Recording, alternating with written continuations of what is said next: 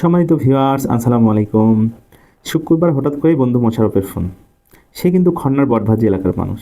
ও জানে আমি শুক্রবার হলেই ঘুরতে পছন্দ করি, তাই আমাকে নিয়ে সে বগুড়া ঐতিহ্যবাহী আলুঘাটি খেতে যাবে।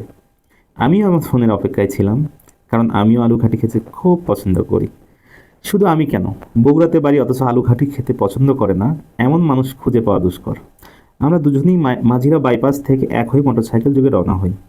বনানীর আগেই বেতগাড়ি বাইপাস দিয়ে ঢুকে সাবগ্রাম রোডে ঢুকে পড়ি।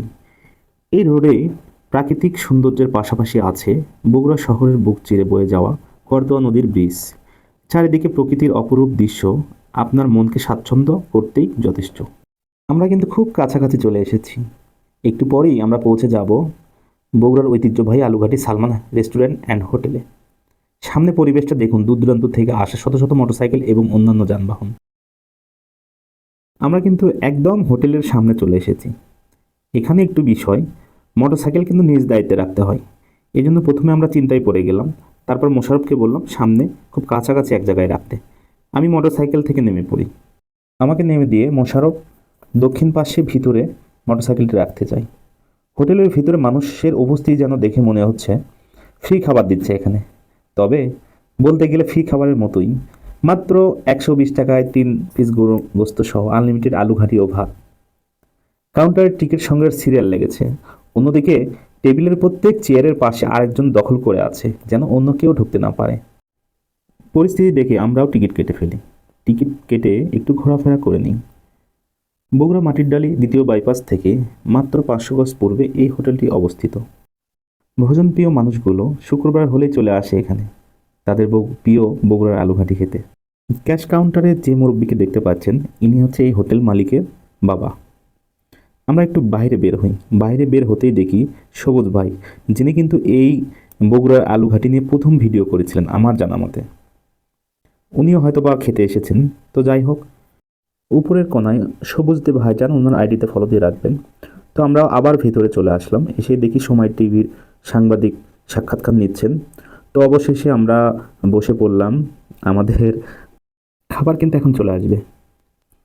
প্রথমে ভাত, পানি এবং তরকারি, 3 পিস মাংস সহ 1 গাবলা আনলিমিটেড তরকারি দেয় এবং আনলিমিটেড ভাত। তো আমরা আজকে হোটেল কর্তৃপক্ষের থেকে কিছু শুনবো।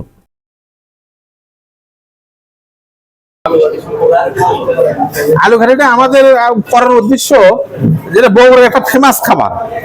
এই ফেমাস খাবারটা আমরা যাতে মানুষ একটু কম মূল্যে খেতে পারে এবং বগুড়ার লোকেরা পছন্দ করে, এবং আশেপাশের ডিস্ট্রিক্ট যেগুলো আছে, রংপুর, আপনার এই যে গাইবান্ধা, তারপরে জয়পুরহাট, এই বিভিন্ন ডিস্ট্রিক্টের লোক আমাদের এখানে আসে, এবং সিরাজগঞ্জ, টাঙ্গাইল, আজকে ঢাকা থেকে অনেক মেহমান আসছে খাওয়ার জন্য। তা আমরা কম মূল্যে ভালো খাবার, মানে এই খাবারটা ফেমাস বগুড়ার জন্য, বগুড়ার লোকেরা এটা পছন্দ করে। বগুড়ার দই যেমন ফেমাস, বগুড়ার আলুঘাটি এটা ফেমাস খাবার।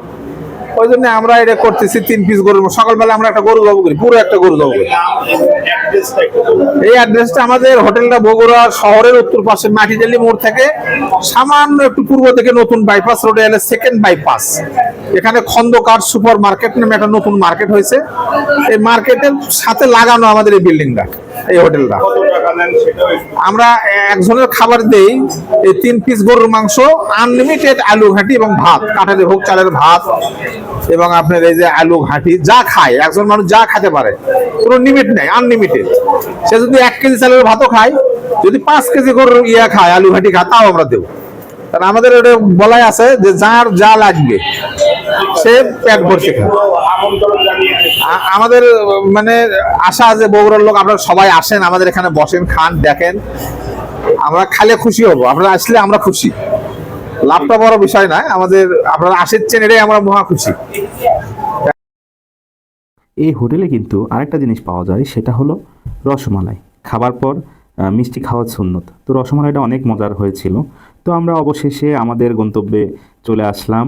তো আজকের ভিডিওটি যদি ভালো লাগে অবশ্যই লাইক, কমেন্ট, শেয়ার করবেন এবং ফলো দিয়ে পরবর্তী ভিডিও দেখার জন্য পাশে থাকবেন।